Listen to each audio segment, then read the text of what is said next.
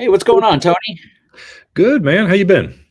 I'm doing really good. I'll tell you, going into this, it's kind of an interesting topic, and for those folks who are joining now and not really understanding what they're actually about to witness, I called my good friend Tony, who is at the NRVTA, the National RV Training Academy, who I maintain a great relationship and contact with. He's helped me in all sorts of different ways whenever I've run into a roadblock with something. And we've done collaborations in the past. Just an absolutely amazing technical institution, I guess is probably the best way to say it.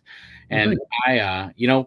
I called Tony because I have a good friend of mine who locally owns a company that does solar power equipment installation. They're actually a pretty big company, and they do residential and commercial.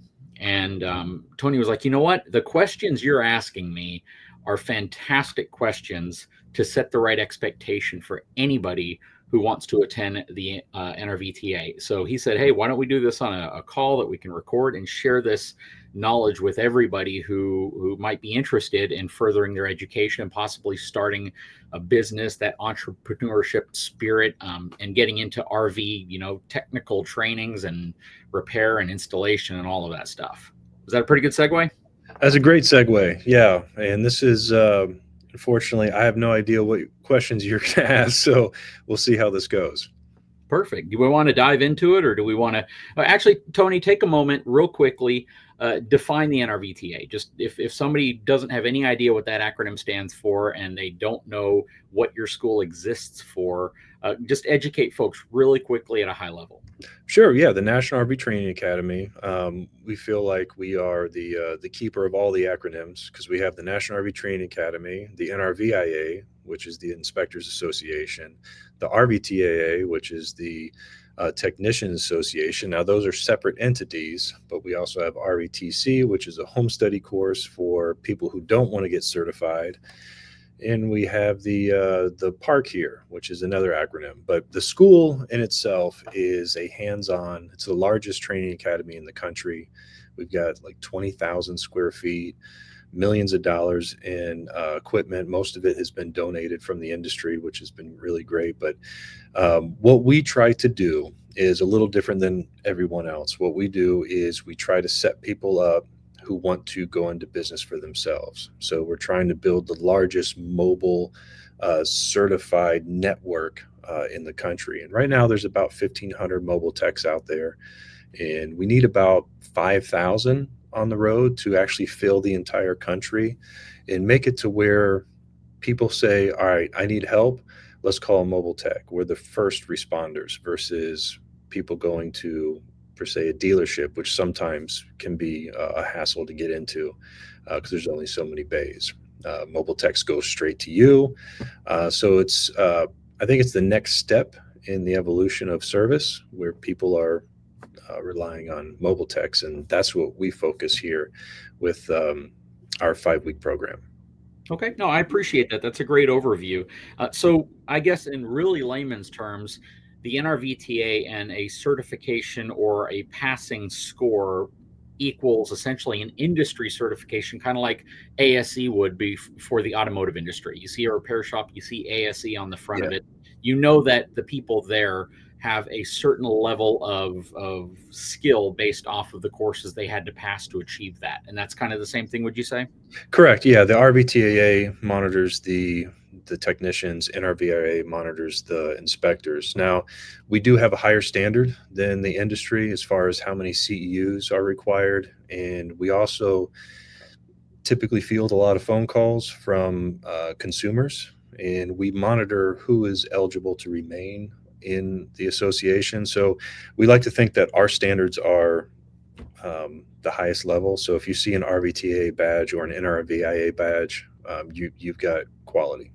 Okay. No, I appreciate that. So now that we know what the Institute does, what you all specialize in, and what you're trying to accomplish, again, straight to the point, I got a good friend of mine who owns a electrical contracting company that also primarily does solar installation on homes and commercial businesses. And he actually went out on a service call just to kind of see what was going on with a potential customer who had a DRV that was equipped with solar, equipped with batteries. It had a pretty dang big setup on it. And he calls me and he's confused because he says, I don't understand why there's not enough power in this solar buildup, why it wasn't built to a degree that it would need to be built to power everything on this RV. Because in the residential side of things, they build systems to power entire homes and businesses, and they don't just build it to power a fraction of the things in there. So I spent about 10 minutes talking to him about the difference between the expectations around being an RV owner versus the expectations around being a homeowner. And he got it. But then I said, you know what? It would be really, really cool if I connected you guys with the NRVTA and you went through their training programs just so you could kind of understand and better articulate and understand the differences between RV and residential. So I reached out to Tony and team. And as we talked about this, and he sent me more information on the types of programs my friend should essentially send his employees through, there were some expectations that I think really needed to be set, because my friend wasn't kind of prepared for what he would have to go through to get his folks to go through this academy, pass it, and then actually utilize what they've earned. So I'm going to ask you a series of questions here because I think it's really important, and I can use this to also share with my buddy and anybody who is interested in attending and getting credentialed for the National RV Training Academy. So first one is this more like a vocational school, like a welding school, where somebody's going to go and learn how to weld, and then they, when they're done with the program, it's not really a test, right? They might be tested along the way. How does your weld look and all this stuff? But when they're done, it's pretty much like an assumed credential? Or is this like you go through the course and you have an exam and you need to pass that exam at the end, like your finals, in order to achieve your credentials? Man, I'm actually really glad you asked that, because we've actually just gone through some changes. When we first started, we were actually testing for the RVIA certification. And when they dropped that, that's when we started our own association. And so we used to teach to the test. And when we started our own association, we kept doing that. We wanted to get mobile techs out on the road. And with a little bit of feedback from our graduates, as we started populating the network out on the field, we started to realize that we needed to make some changes. So we developed this thing called a level up team. And so we take feedback from the field and we make adjustments in the school.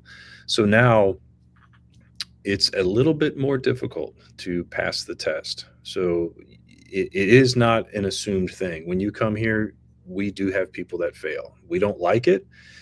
We do try to create pathways for success, but it's 50% hands-on, 50% written when you do take the test. We've had a bunch of people fail, but it's not the end of the road. We do have a pathway. So we launched this thing called NRVTA Alumni, and they have access to all the training that they've paid for. They can review all the materials, and then within a year, they can schedule to come back and retest. Now, we are one of the only schools that are TWC certified, so we do have government oversight. You can tell people I went to college because this is a career college. So we have to follow a lot of their guidelines, and so that's what we do, and that's where the year comes in. They have a year to come back and retest. Okay, so diving into that a little bit further, let's say my friend decides to send 3 of his technicians over so they can get credentialed and they can go through the courses necessary. What does that look like typically? I mean, they enroll, do they select their electives? Do they select anything? Or is it basically they pick a program and that program is the one that they must complete? Yeah, so because it's a career college, we go by programs. So we have a certified tech, which is a 5-week program. If they're just coming here to be a certified solar installer, because TWC just approved our solar installation and our generator service programs. So if they're just coming for the solar, basically it's a 3-week course. We do require fundamentals because just as your guy said, he went out to an RV and he was a little surprised, right? Because RVers do it a little bit different. I always associate it to we live in the world of compromise. And that's basically what you're doing 24/7 when you're living in an RV or vacationing. You're compromising what kind of appliances and stuff you use. So we also do things a little different than in a residential building. So we require fundamentals so you can understand the difference in 12 volt, 120 volt, the different propane systems, all that stuff. And then you roll into 2 weeks of solar. And the 2 weeks of solar, that actually had just been upgraded as well based on some feedback.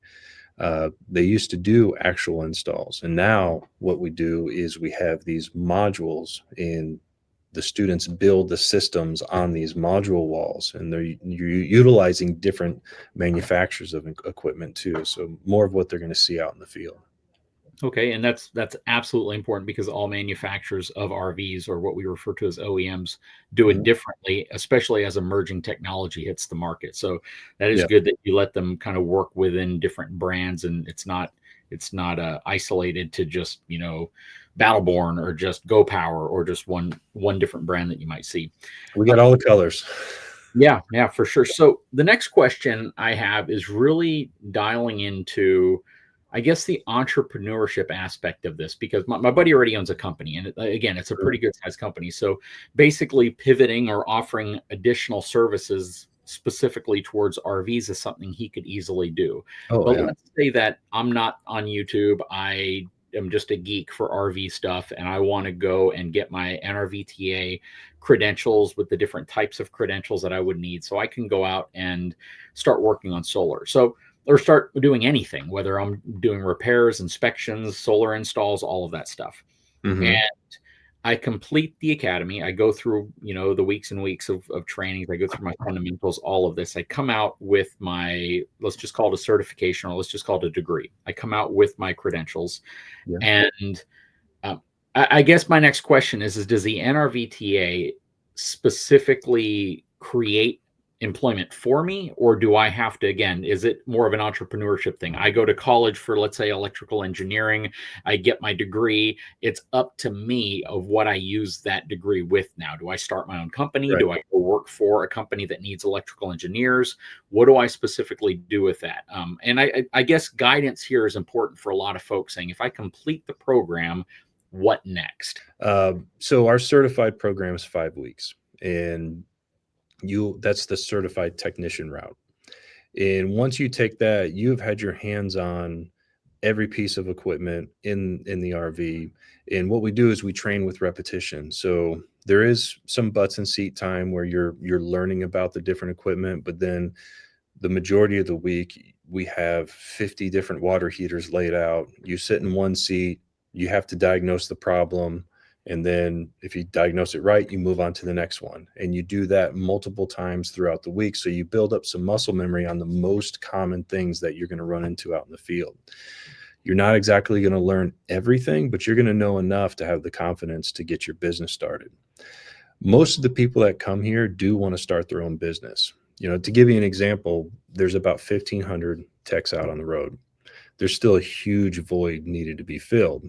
RV Help, which is one of the newest tech locators out there, a lot of our graduates sign up for them.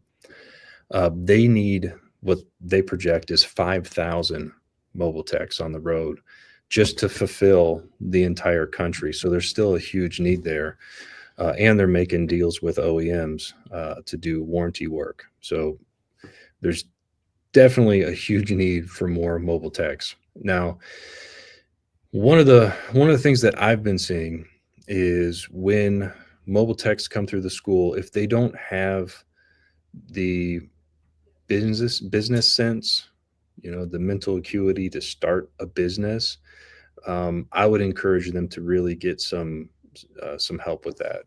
Talk to some people who have started businesses, join the groups of other successful mobile techs, because that's where the hang up could be, because really what we teach is for people to start their own business. Now they can take this education and go get a job at a dealership until they feel a little more comfortable, but Yeah, did that answer the question?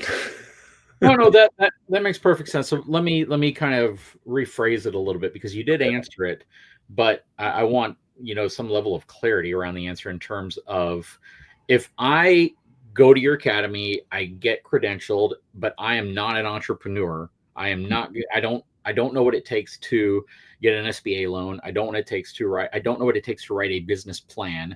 I don't know what it takes to create an LLC or an S corp or Gotcha. a DBA. I don't know how to do these things, and I choose not to do these things. Then I have credentials with no application. I'm not going to do anything. I'm going to sit on my butt, and I can't use them. It's up to me to take what I've learned from your academy and do something with them. Yes, a lot of truth to that. And there's some people that have kind of got hung up on that. We do have some resources available. We have people that they can call. There is a CPA and attorney called Mark Kohler, and he works specifically with our students to help them set up their LLCs and stuff. Of course, this is third party, so it's something that they work out with their firm. He also has some training and some books that we make available to them. So all the resources that they need to start their own business, they will have access to. It's not part of the school, but we do try to create these resources, or we make the resources available to them. Well, and in a world of Gemini, Copilot, and ChatGPT, honestly, you could just ask a few good questions and it will walk you through a lot of that. I mean, I hate to say that AI is that much of a resource, but it's true. You're 100% right. A matter of fact, we have this thing called Expo every year. I say we, the associations, and they invite me to speak at it each year. I talk about marketing. This year, I'm just talking about using AI in marketing because it's so powerful. And people still, and you look at the age demographics, a lot of the people that come to our school are career changers, people that aren't exactly happy with the current career, or they just retired, or they're retired military, and they're looking for something. A lot of those people aren't really into AI yet, or they're not really comfortable with it, or they just haven't experienced it. And they still use Google search, right? If they download ChatGPT and pay the $20 a month, I think the world will be opened. This whole new world will be open to them. And I joke about it all the time. I say in when I speak about AI is I haven't had an original thought in 2 years, because it's that powerful. Yeah, let me back up a little bit, because let's just remove the word AI, because AI, or the acronym, because that scares people, like you said. But Tony, I'm sure you could share your screen. It's probably easier for you to share your screen. Can you go to ChatGPT if you have a second? Because I have an idea here, because I don't want people to think that AI always means some intrusive thing that's trying to learn what you're trying to do so it can take over the world and eventually wipe out humanity. What I'd like to see if you could do real quick is just go to ChatGPT, and I want to see if you put in something like, I just got my NRVTA credentials for so-and-so, and I want to start an RV, repair business. Can you give me some guidelines?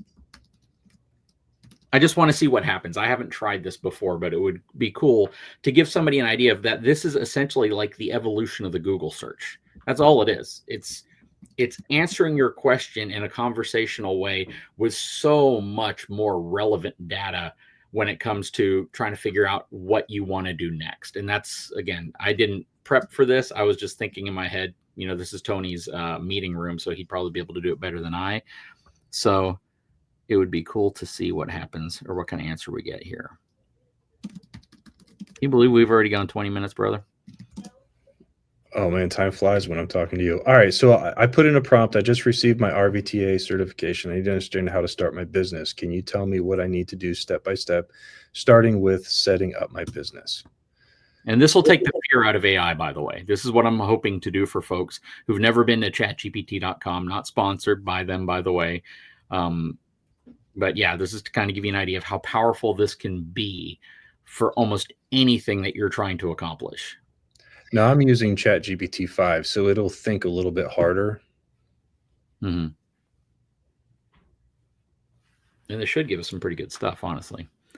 Yeah, and I can click skip to make it think less. So just to give you a little background on ChatGPT, they've got different versions of it. Some think faster, some think longer and harder. So right now, 5 kind of does all of it in one. And if I wanted to just think faster for a more simple answer, I can hit skip. But right now, it's going through the process, and it's best to let it do its thing. The more time you give it, the better answer it gives. Well, considering what you said a second ago, where you have resources for people to call, people to talk to, and you might have to pay for that.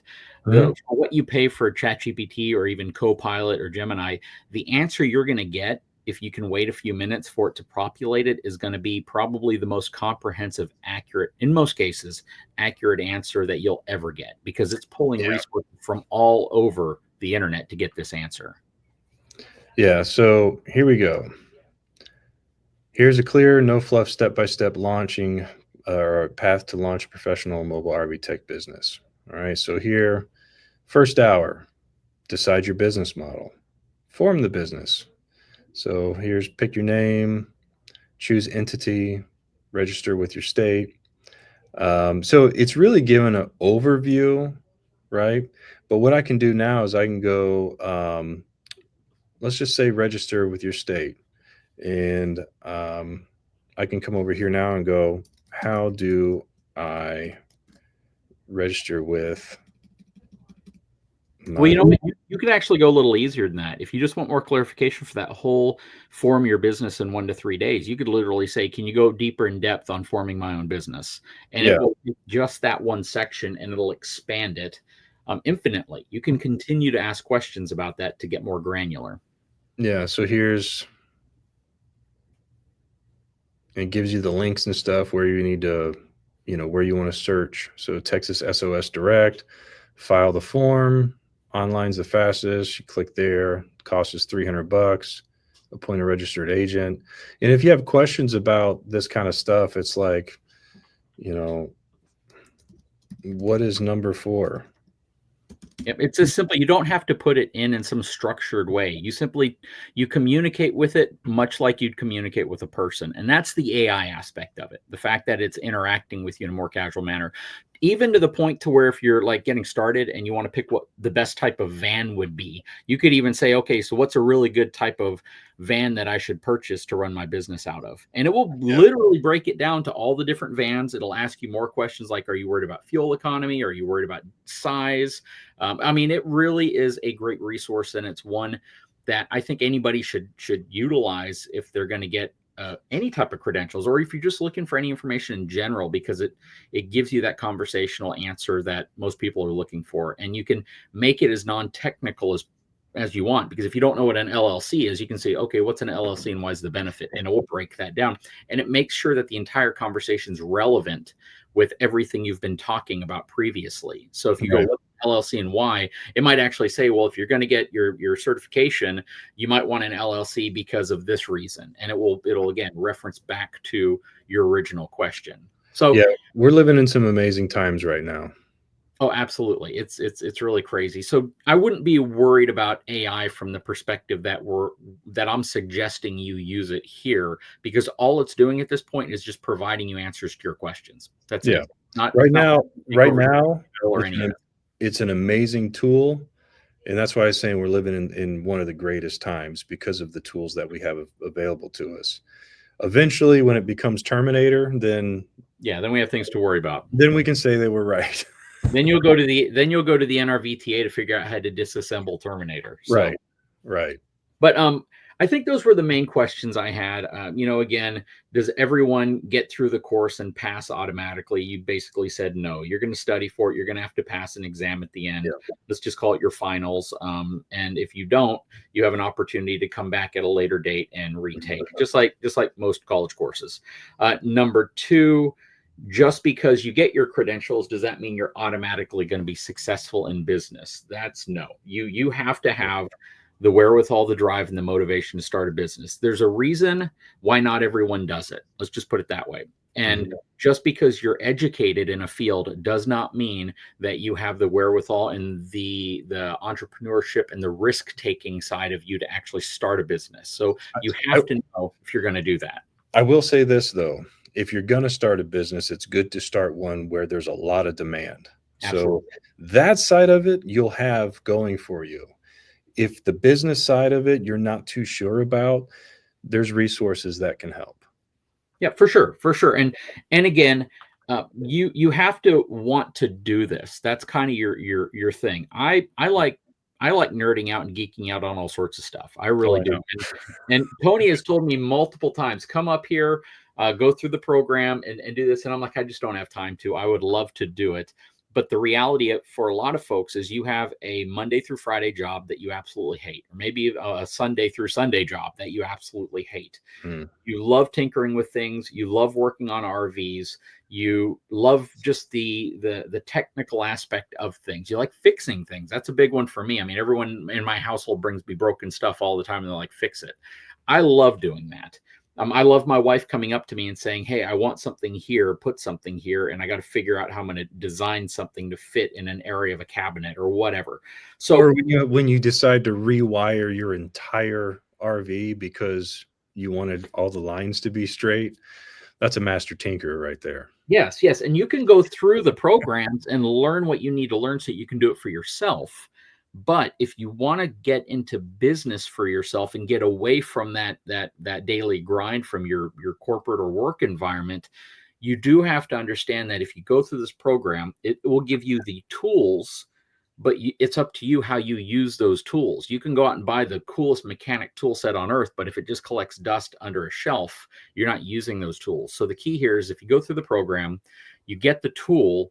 If you are an entrepreneur, because that's ultimately what it comes down to, either you want to work for a company that you use these tools for, or you want to work for yourself. Maybe you want to hit the road in your RV and you're like, this is a mobile thing for me. Like, we own an RV. We want to get away from being stationary. We're going to travel all over the country.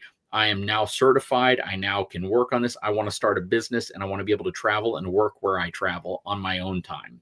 You want to do that, you can do that, but you have to go into it knowing that that's what you want to do, and you're going to put the time and effort in building that business to get it to work. But it's also good to know that Tony and team provide you with resources that can help jumpstart that. I think that's the key. They don't provide you with the secret formula that's going to specifically work for you and your dreams, but they will provide you with resources to utilize the education you've learned at their academy and to practically put that into use. But at the end of the day, it's up to you to actually break out the tools, use them, and start developing your business plan, and ultimately making yourself successful. That's right. And you won't find a better crew of people that want to see you succeed. Well, Tony, anything else you want to add that I'm forgetting about? No, I mean, I think that's great. I'm looking forward to meeting your friends, and I think they're going to enjoy the class. So just if you're wondering, certified tech is 5 weeks, certified inspectors 3 weeks, certified generators 3 weeks, certified solars 3 weeks. So we do pack in a lot of information in a short amount of time, but we do have a lot of resources afterwards that you keep focusing on. Like, that's why we require 24 hours of CEUs a year. So you never stop learning, and but you do have a good support team behind you, rooting you on. So the time frame that you were saying, does that include fundamentals? Is that included in the 3-week course? Okay, so fundamentals is part of that time period you mentioned. Yes, sir. Yeah. Okay, that's awesome, man. Again, any final words before we wrap up? No, it was good catching up with you, and can't wait to hang out again. Yeah, for sure. I got a bunch of big projects that you can send some graduates down to help do for me too. Oh, I was about to say, oh, you're breaking up. But yeah, graduate, sure, we'll send people down. All right, guys. Well, I appreciate it. Thank you so much for your time today, Tony. This is longer than most of my videos, but I think it was packed with a ton of information that people really need to understand and know. And this is a video I'm going to share with my buddy, so he kind of hears it directly from you all on what it takes to get going through the program, and then what you can do with it when you're done. Awesome. All right. We'll see you later, man. Yep. Take care, guys.